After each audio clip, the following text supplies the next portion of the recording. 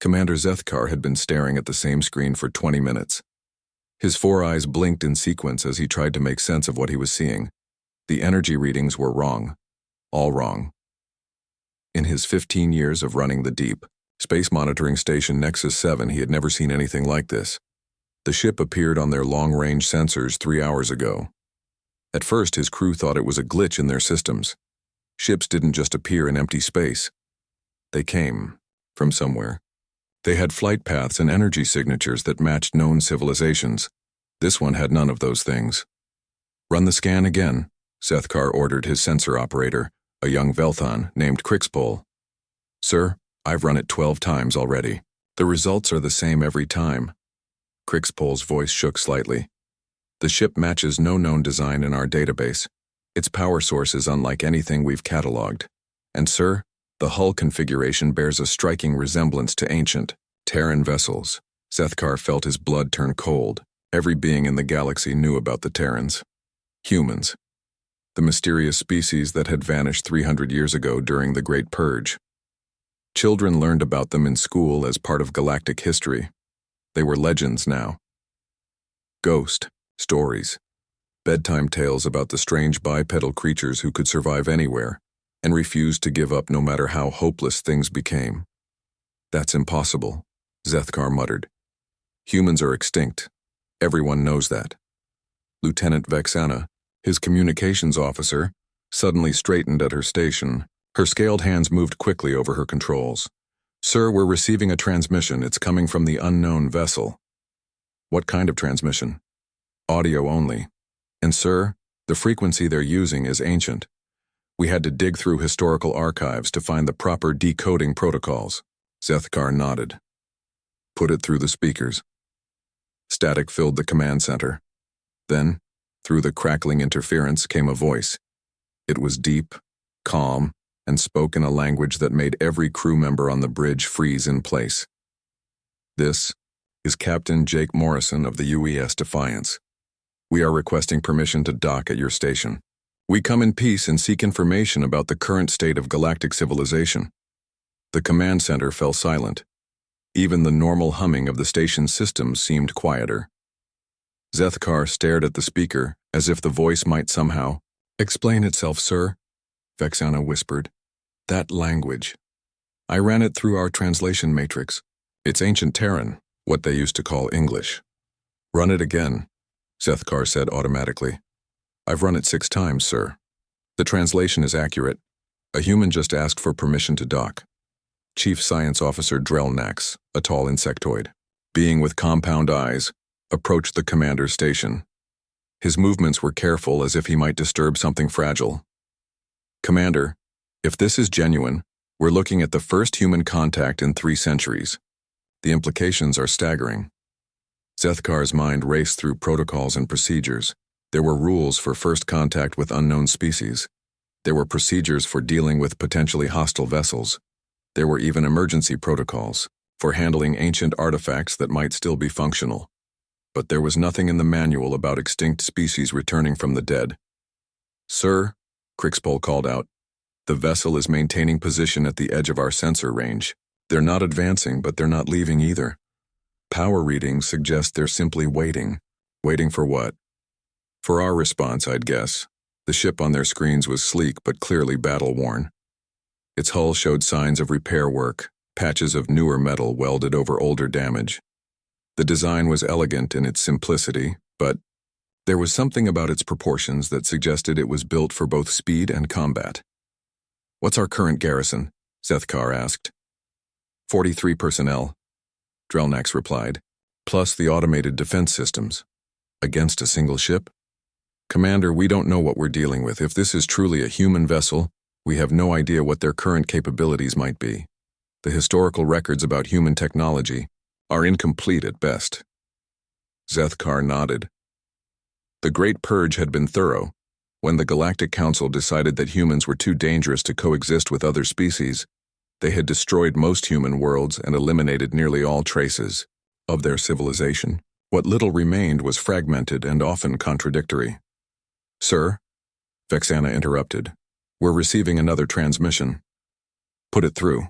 The same calm voice filled the command center. Nexus 7, we understand this situation is unusual. We're willing to submit to standard quarantine procedures and weapons scans. We have 3 crew members aboard and pose no threat to your station. Zethkar found his voice. Unknown vessel, identify yourself and state your origin. There was a pause before the response came. Commander, my name is Jake Morrison. I'm a captain in what used to be called the United Earth Space Navy. Our ship launched from a colony in the Kepler 442 system. We've been traveling for 8 months looking for any sign of current galactic civilization.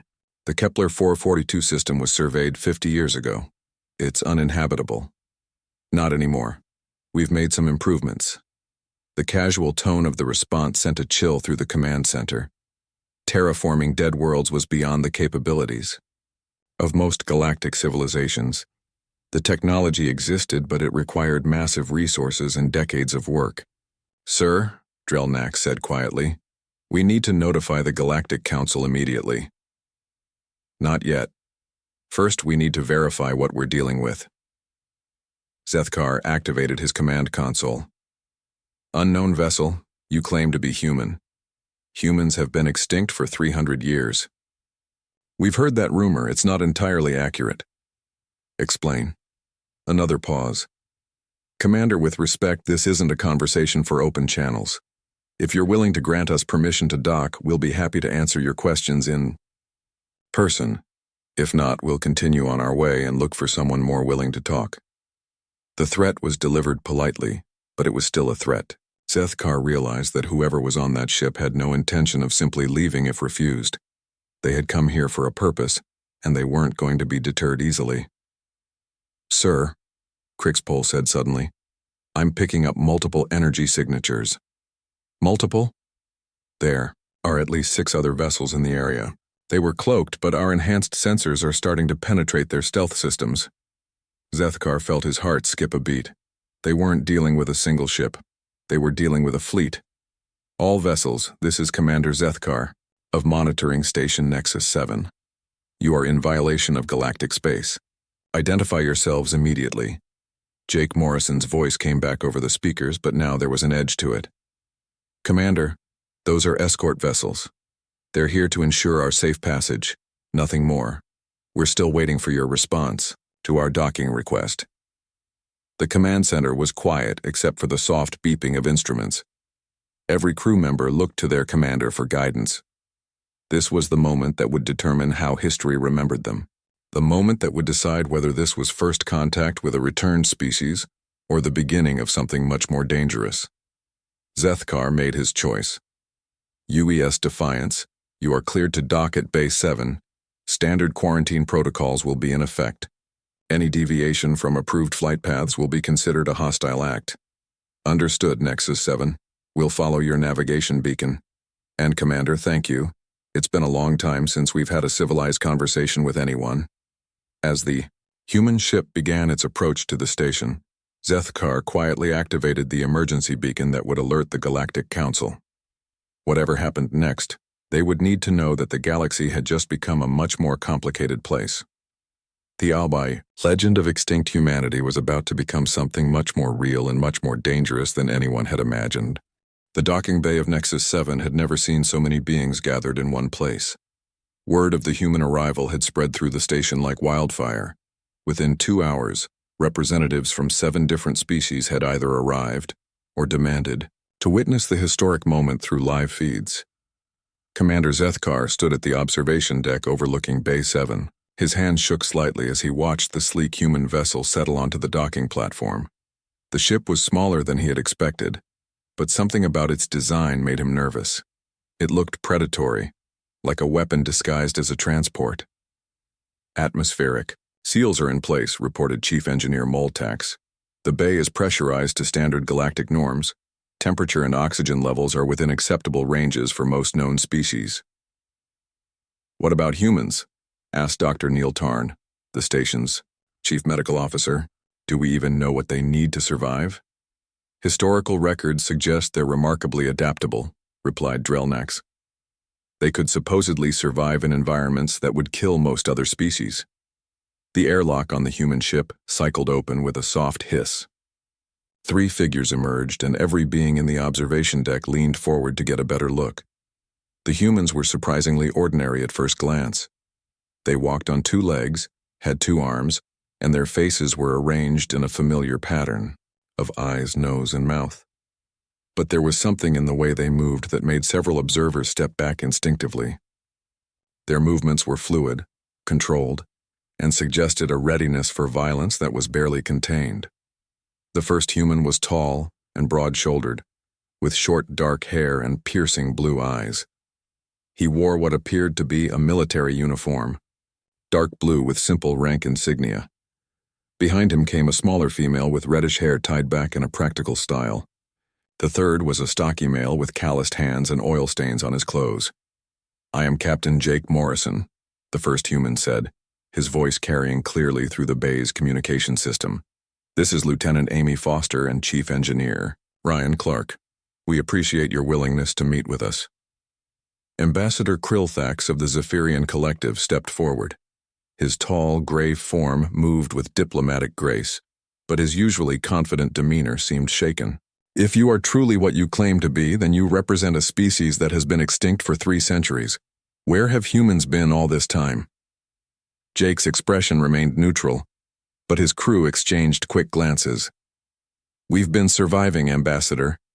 After the final assault on Earth, the remaining human colonies scattered to the outer rim. We've spent 300 years rebuilding and adapting." "Adapting to what?" asked Dr. Neil Tarn, his scientific curiosity overcoming his caution. Amy stepped forward. "To environments that most species can't imagine.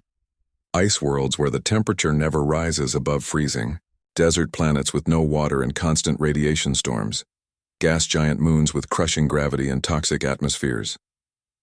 "That's impossible," declared Professor Vinthala, a crystalline being from the Academic Council.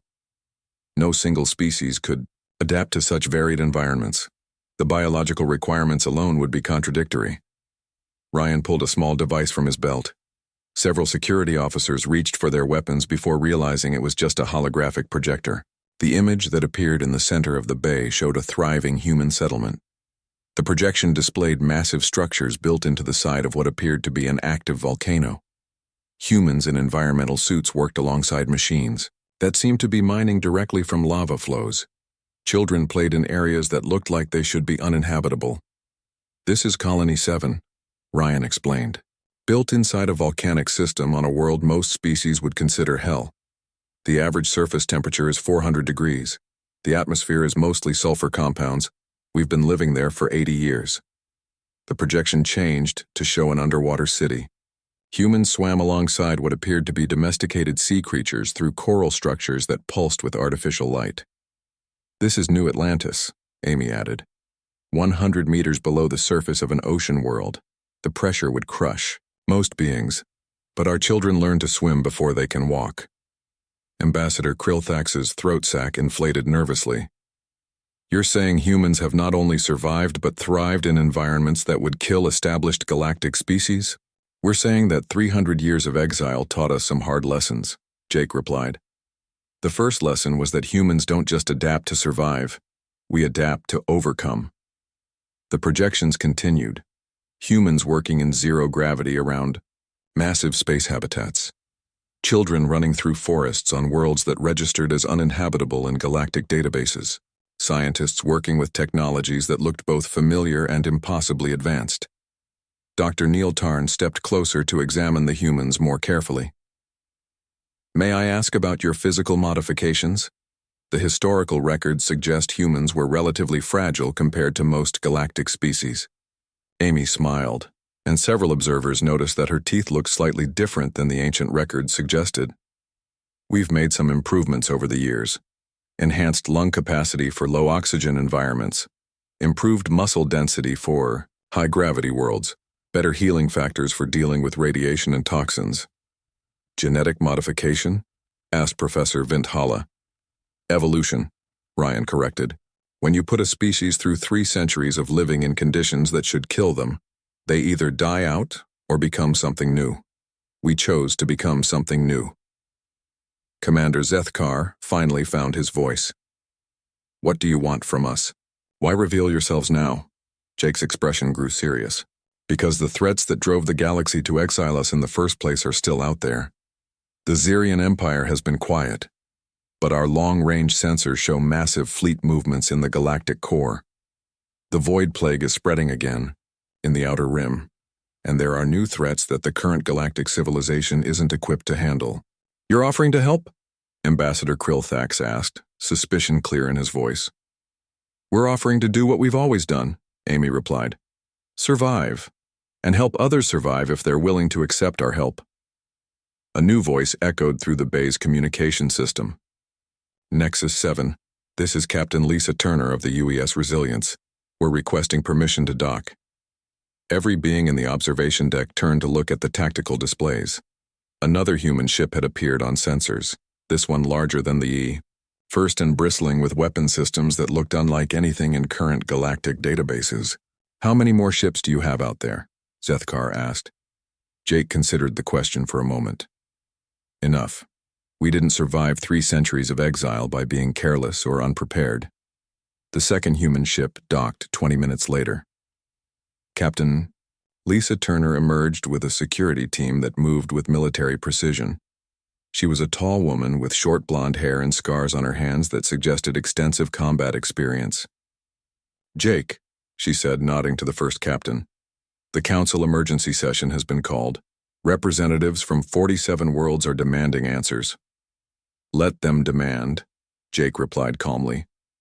"We'll answer their questions when we're ready."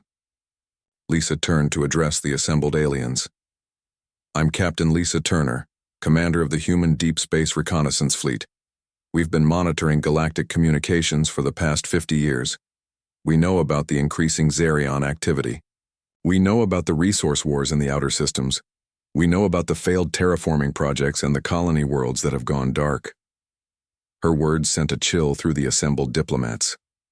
Much of what she mentioned was classified. Information that should have been impossible for outsiders to access. "The question isn't whether humanity has returned," Lisa continued. "The question is whether the galaxy is ready to face what's coming next. Because ready or not, the universe is about to become a much more dangerous place." Dr. Neil Tarn stepped forward with scientific determination overriding his caution. "Captain Morrison, would you be willing to submit to medical examination? For historical and scientific purposes?" Jake nodded. "Of course, Doctor. But I think you'll find that we're not quite the same species your records describe." As the humans were escorted to the medical bay, Ambassador Krilthax activated his emergency communicator. The Galactic Council needed to know that humanity's return was not just a historical curiosity.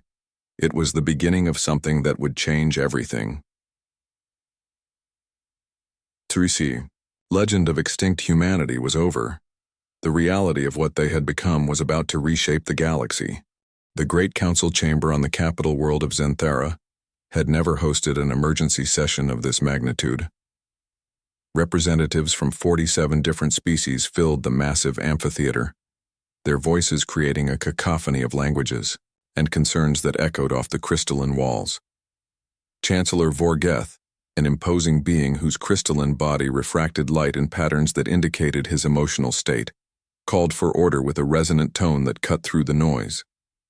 He had led the Galactic Council for 20 years, but nothing in his experience had prepared him for this moment. "We are here to address the unprecedented situation that has developed at Monitoring Station Nexus 7, Vorgeth announced. 3 days ago, vessels claiming to represent the extinct human species made contact with our forces. We must determine the truth of these claims and assess any potential threat to galactic stability." Ambassador Krilthax rose from his designated seat. "Chancellor, I have witnessed these beings personally. While they appear to match historical descriptions of humans, their capabilities suggest significant evolution beyond what our records indicate." Dr. Neil Tarn activated his holographic display, showing the results of his medical examinations. "Honored representatives, what I discovered defies our understanding of biological adaptation. These humans show genetic modifications that appear to be naturally inherited rather than artificially induced. The first image showed a comparison between historical human anatomy and the current specimens. Their lung capacity has increased by 40%. Their muscle density is nearly double what historical records suggest. Most remarkably, their cellular regeneration rate is approximately 3 times faster than baseline human norms. Worried. Murmurs filled the chamber. Genetic adaptation of that scale typically took millions of years, not mere centuries. Furthermore, Dr. Neil Tarn continued, their nervous system shows modifications that suggest enhanced reflexes and improved resistance to extreme environmental conditions. These are not surgical modifications. These changes appear to be encoded in their genetic structure and passed to their offspring. Representative Thalmar of the mining consortium stood up, his rocky form grinding against the stone floor. Doctor, you're describing evolutionary changes that should be impossible in such a short time frame. How do you explain this? Jake Morrison entered the chamber at that moment, flanked by Captain Lisa Turner and Dr. Sarah Kim, a human scientist who had arrived on the third human vessel that morning. Their presence caused an immediate hush to fall over the assembly. Honorable representatives, Jake said, his voice carrying clearly through the chamber without amplification. Dr. Neil Tarn's findings are accurate, but his interpretation is incomplete. We didn't evolve naturally. We evolved by necessity. Dr. Sarah Kim activated her own holographic display. When our species was driven to the outer rim, we faced a choice: adapt or die. Our scientists worked with what we had, but more importantly, our people lived and bred in conditions that would kill most other species. The display showed a timeline of human colonies over the past 3 centuries. Each settlement was more extreme than the last. Ice worlds where the atmosphere would freeze most beings solid. Desert planets with radiation levels that would kill within hours. Ocean worlds with crushing pressures and toxic water. Every generation faced challenges that should have eliminated them, Sarah explained. The children who survived carried genetic markers that made them stronger. After 300 years and dozens of generations, those markers became dominant traits. Captain Lisa Turner stepped forward. But adaptation alone wasn't enough. We also had to innovate. Her display showed human technology that made several council members shift uncomfortably in their seats. Ships that seemed to bend space around them. Weapons that fired beams of pure energy. Cities that existed in multiple dimensions simultaneously. We learned to make tools from materials most species consider unusable. We developed power sources from phenomena that others treat as natural disasters. We built homes in places where others see only death. Representative Kel Nara of the Science Directorate leaned forward. The technology you're showing exceeds current galactic standards by significant margins. How did an exiled species develop such advances? Because we had to, Jake replied simply. When you can't trade with other species, you learn to make everything yourself. When you can't rely on galactic databases, you discover things through trial and error. When you can't call for help, you become very good at solving problems. Sarah's next display showed human children at play. But these weren't ordinary games. Children swam through liquid methane on one world. Others ran races across surfaces that glowed with lethal radiation. Some played in zero-gravity environments that would disorient most adult beings. Each generation grew up considering normal what previous generations would have found impossible, Sarah explained. A child born on a high-gravity world develops different bone density than one born in zero gravity. Over multiple generations, these adaptations compound. Chancellor Vorgeth's crystalline form shifted to display patterns of deep concern. Dr. Kim, you're describing a species that has essentially redesigned itself for survival in any environment. What are your current population numbers? Jake and Lisa exchanged glances before Jake answered. Our exact numbers are classified, but we're no longer an endangered species, Chancellor. That's not an answer, pressed Representative Felhazar of the Defense Council. Lisa smiled, and several beings noticed that her expression held no warmth. You're right. It's not. But it's the only answer you're getting until we determine whether the current galactic government can be trusted. The chamber erupted in angry voices. The audacity of an extinct species making demands of the established order was unprecedented. Vorgeth restored order with difficulty. Captain Turner, you forget your position. You're addressing the legitimate government of this galaxy, are we? Lisa asked calmly. Because from our perspective, you're the people who tried to commit genocide against our species. The fact that you failed doesn't make you legitimate in our eyes. Dr. Sarah Kim stepped forward before the situation could escalate further. Honorable representatives, we're not here seeking confrontation. We're here because this galaxy faces threats that require cooperation. Her display changed to show long-range sensor data. Dark shapes moved through space in formations that suggested massive fleets. Energy signatures, unlike anything in the galactic database, pulsed from the core systems. The Zerion Empire has been rebuilding in the galactic core for the past century. Their technology has advanced significantly. More importantly, they've been joined by other species that share their philosophy of conquest through extinction. The data was disturbing. Fleet movements on a scale that dwarfed the combined military forces of the current Galactic Council. Weapon signatures that suggested planet-killing capabilities. There are also new threats, Sarah continued. The Void. Plague has mutated and is spreading faster than ever. Quantum storms are appearing in systems that should be stable, and we've detected signs of extragalactic intelligence that views all life in this galaxy as hostile. Representative Mordak of the Outer Rim world stood up, his insectoid form clicking nervously. If these threats are real, why should we trust humans to help us? Your species was exiled for good reason. Jake's expression hardened. We were exiled because the previous council was afraid of what we might become. They were right to be afraid. We became exactly what we needed to become, to survive. And what is that? Vorgeth asked. Stronger than our enemies, tougher than our environment, and more determined than anyone who stands against us. Lisa activated her communicator. All human vessels, this is Turner. Execute demonstration protocol beta. Through the chamber's massive windows, the assembled representatives could see space around the capital world. Suddenly, ships began appearing, not landing or arriving from hyperspace, but simply materializing as if they had been invisible. Dozens of human vessels surrounded the planet, their sleek forms a stark contrast to the bulky designs of galactic standard ships. They had been there all along, cloaked and watching. We didn't come here to ask for permission to exist, Jake said quietly. We came here to offer you a choice. Work with us to face what's coming, or face it alone. But understand this. We've spent 3 centuries preparing for the day when we would return to this galaxy.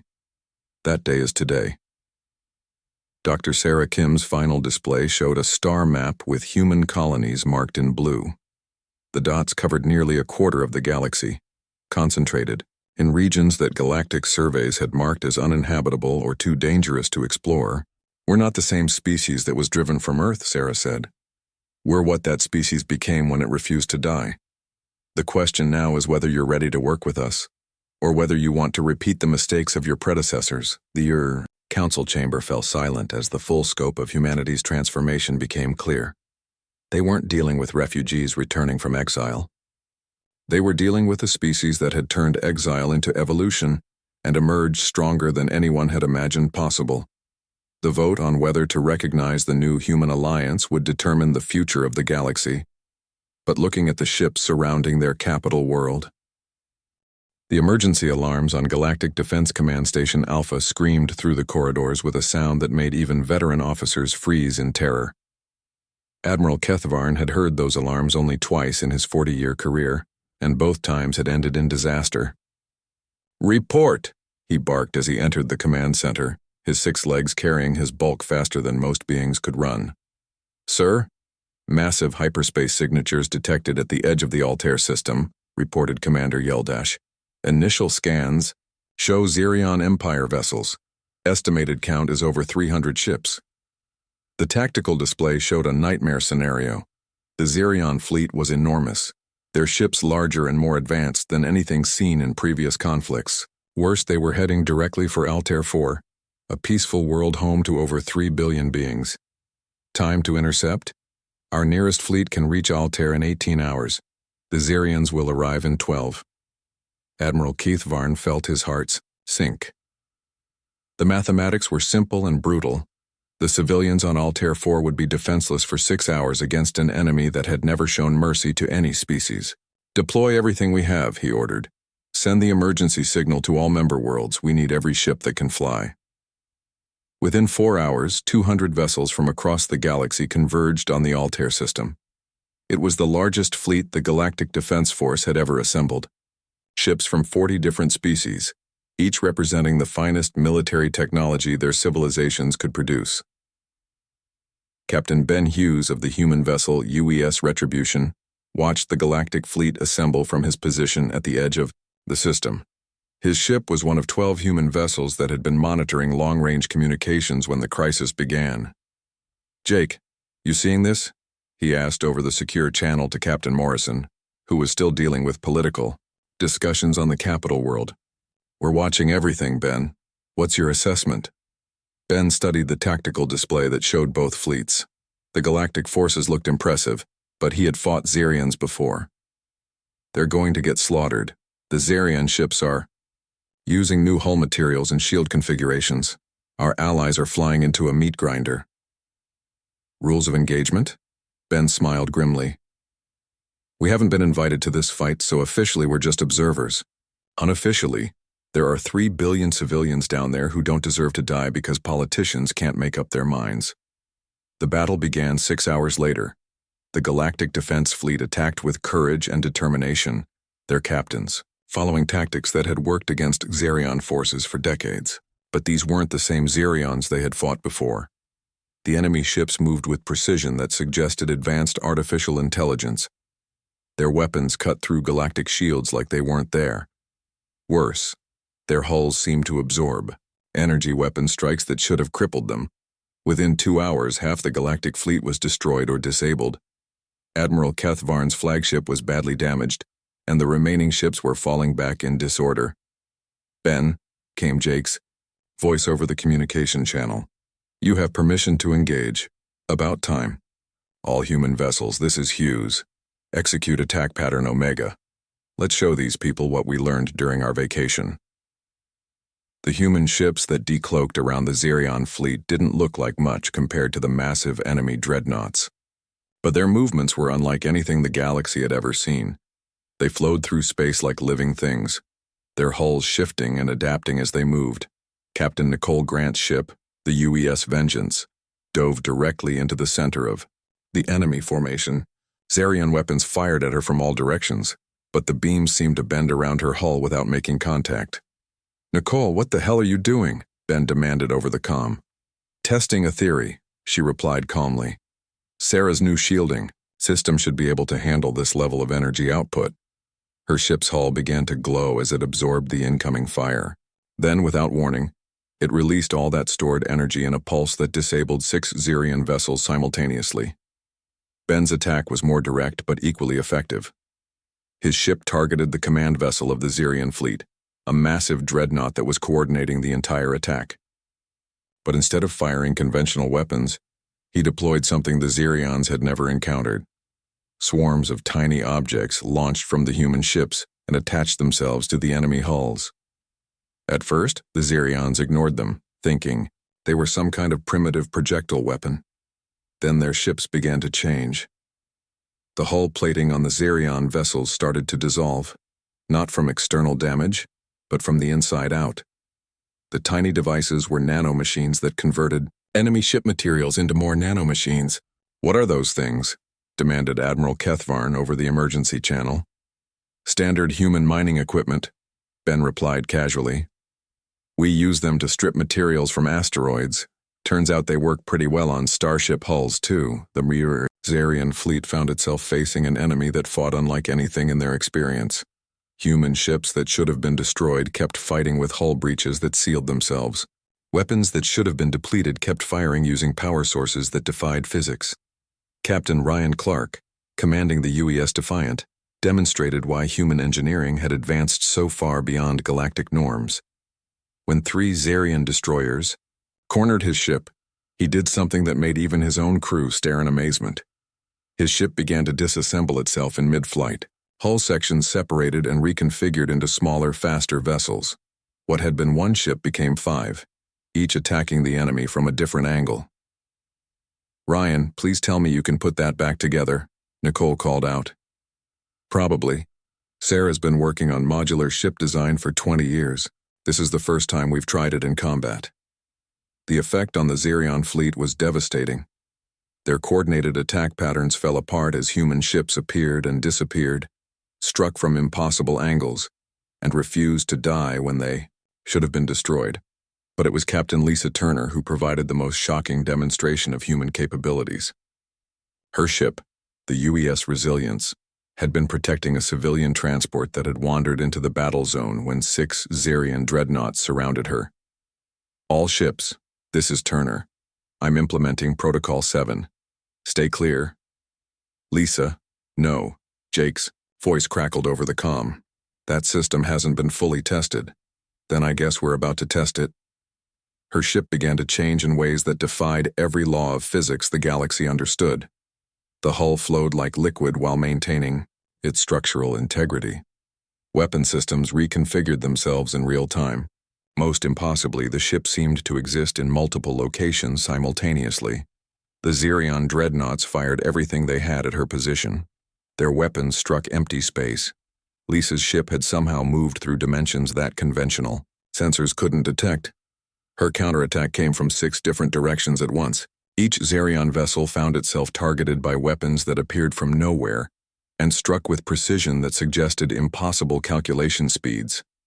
The enemy flagship, commanded by Admiral Vex Thule, the Xerion leader who had overseen the original human genocide, finally opened communications. "This is impossible. Humans were weak. Humans were broken. We destroyed your homeworld. We scattered your people. You should be extinct." Lisa's response echoed across all frequencies, heard by every ship in the system. "You made one mistake, Admiral. You should have made sure we stayed broken." The Xerion fleet began to retreat, but the humans weren't finished. Ben's voice came over the tactical channel with cold determination. "All human vessels, implement containment protocol. No Xerion ship leaves this system. We need to send a message that will reach every corner of the galaxy." What followed became known as the Altair demonstration. The human ships moved through the retreating Xerion fleet like predators among prey. They didn't destroy the enemy vessels outright. Instead, they systematically disabled them, leaving the crews alive but helpless. When the last Xerion ship was neutralized, Ben opened a channel to the disabled flagship. "Admiral Vex Thule, you have a choice. You can return to your empire and report what happened here, or you can stay here and explain to the families of 3 billion civilians why you thought they deserved to die." "You would spare us?" "We're not you. We don't kill helpless enemies. But if you come back, if any of your kind threaten innocent beings again, we won't be so merciful." As the human ships escorted the disabled Xerion vessels to the edge of the system, Admiral Kethavarn stared at his tactical displays in wonder. In 4 hours, 12 human ships had accomplished what his entire fleet couldn't do in 8. "Captain Hughes," he said over the open channel, "the Galactic Defense Force owes you a debt we can never repay." "You don't owe us anything, Admiral. We just did what needed to be done." But as the human ships disappeared back into whatever hidden bases they called home, every being in the galaxy understood that the balance of power had shifted permanently. Humanity hadn't just returned from exile. They had returned as something far more powerful than anyone had imagined possible. The legend of human weakness was dead. The reality of human strength was about to reshape everything. The Galactic Council chambers had never been so quiet. 3 weeks had passed since the Battle of Altair, and every representative understood that they were witnessing the end of one era and the beginning of another. The massive holographic displays around the chamber showed live feeds from across the galaxy, each one telling the same story. Humanity had returned, and everything was about to change. Chancellor Vorgeth's crystalline form no longer refracted light in patterns of confidence. The colors that played across his surface spoke of uncertainty and fear. He had called this emergency session to address what everyone now understood was the new reality of galactic politics. Jake Morrison entered the chamber with a delegation of 12 humans. Unlike their first appearance weeks ago, they now wore formal diplomatic attire that somehow managed to look both respectful and subtly threatening. The fabric seemed to shift and adapt to the lighting, and several observers noticed that their clothing appeared to be made from materials that didn't exist in current galactic databases. Behind Jake walked Dr. Sarah Kim, Captain Lisa Turner, and Ambassador Tony Martinez, a seasoned diplomat who had spent decades representing human interests in the Outer Rim. But it was the presence of Admiral Kate Stevens that made several council members shift nervously in their seats. She wore the uniform of the human Deep Space Fleet, and intelligence reports suggested she commanded more firepower than the combined militaries of half the galaxy. "Honored representatives," Jake began, his voice carrying clearly through the chamber without amplification. 3 weeks ago, you witnessed what happens when humanity fights for others. Today, we're here to discuss what happens when we fight alongside others. The main display activated, showing a comprehensive star map of human expansion.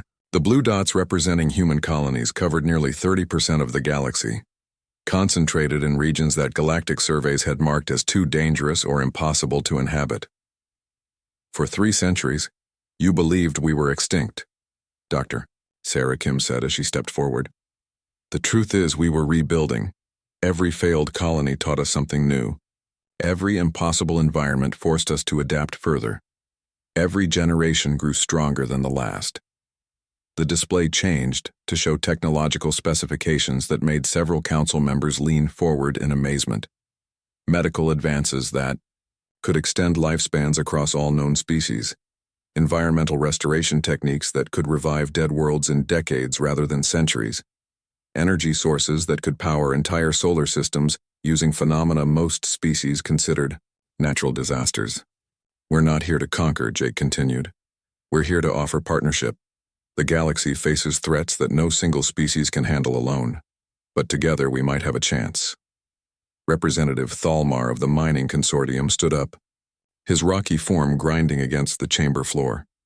"Captain Morrison, you speak of partnership, but your demonstration at Altair showed capabilities that exceed anything we possess. What guarantee do we have that you won't simply decide to rule us?" Admiral Kate Stevens answered before Jake could respond. "Because we've learned something you apparently haven't, Representative. Power without purpose is just destruction. We spent 3 centuries learning how to survive because we had no choice. Now we choose to help others survive because it's the right thing to do." Ambassador Tony Martinez activated a new display showing trade agreements and technological sharing protocols. "We're proposing a new kind of alliance. Human colonies remain autonomous, but we share defensive technologies and expertise. In return, we gain access to galactic trade networks and cultural exchanges." "And if we refuse?" asked Representative Kelnara of the Science Directorate. The chamber fell silent. Tony's expression remained diplomatic, but his words carried an edge that made everyone uncomfortable. "Then you face what's coming alone, and based on our long-range sensor data, that would be unfortunate." The main display changed to show intelligence that sent a chill through every being present. Massive fleets moving in the galactic core, their numbers dwarfing even the force that had attacked Altair. Energy signatures that suggested planet-killing weapons. Most disturbing, communication intercepts that indicated the Zirion Empire was no longer acting alone. Dr. Sarah Kim pointed to specific data clusters. "The Zirians have formed an alliance with 3 other aggressive species. They call themselves the Dominion of Purity, and their stated goal is the elimination of what they consider weak or impure life forms." "How do you know this?" demanded Ambassador Krilthax. "Because we've been fighting them for 50 years. Admiral Stevens replied calmly. "Small engagements in the Outer Rim, raids on isolated colonies. They've been testing our defenses while building their strength." Jake stepped forward again. "The attack on Altair wasn't random. It was a test to see how the galaxy would respond to a major Zirion offensive.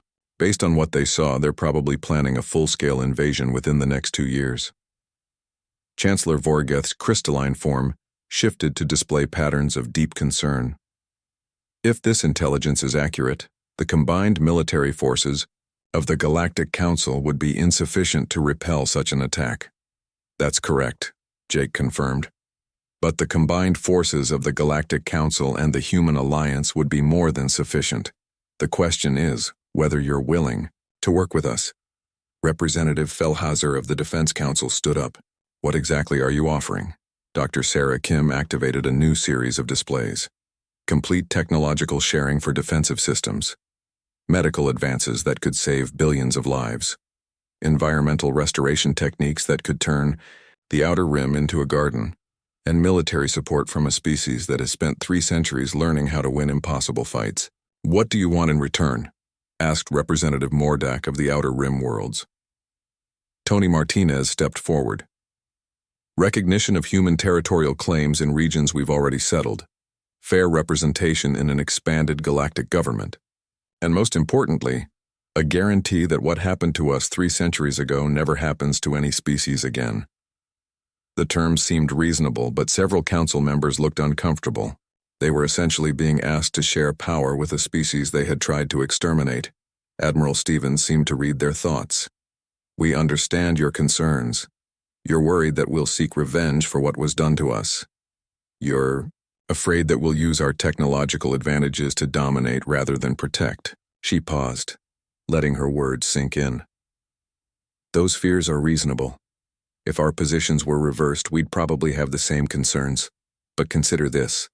If we wanted revenge, we could have taken it at any time over the past 50 years. If we wanted to dominate, we could have remained hidden and struck without warning. Jake nodded. We're here because we believe the galaxy is stronger when its people work together, rather than fight each other. The threats we face require cooperation, not conquest. The voting process took 6 hours. Representatives consulted with their home governments, debated among themselves, and struggled with the reality that they had little choice. The intelligence data was too convincing, and the demonstration at Altair had proven that humanity was offering partnership from a position of strength rather than weakness. The final vote was 39 in favor, 8 against, with 0 abstentions. The new Galactic Alliance was born. As the humans prepared to leave the chamber, Chancellor Vorgeth approached Jake privately. Captain Morrison, may I ask you something? Of course, Chancellor. At any point during your exile, did your people consider simply leaving this galaxy? You clearly had the technology to travel to other star systems. You could have started fresh, somewhere else.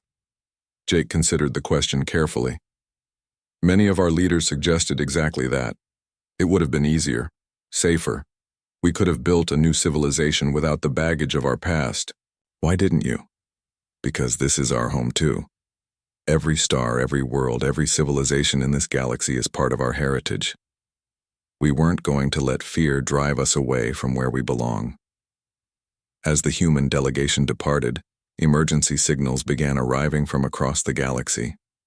Long-range sensors were detecting massive hyperspace disturbances in the galactic core. The Zerion Dominion was mobilizing for war, but for the first time in centuries, the galaxy would not face the darkness alone. Admiral Stevens activated her personal communicator and sent a message to human fleets across the galaxy. All commands, this is Stevens. The Alliance has been approved. Begin Phase 2 deployment. It's time to show the galaxy what we've really been building out here.